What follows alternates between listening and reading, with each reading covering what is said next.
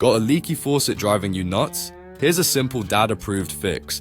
First, turn off the water supply under the sink. Plug the drain to avoid losing small parts. Unscrew the faucet handle using a screwdriver, then remove the packing nut with an adjustable wrench. Pull out the stem and replace the old washer with a new one of the same size. Reassemble everything in reverse order. Turn the water back on and test for leaks. Usually a worn washer is the culprit, and this quick repair saves money and water. No plumber needed, just classic dad ingenuity.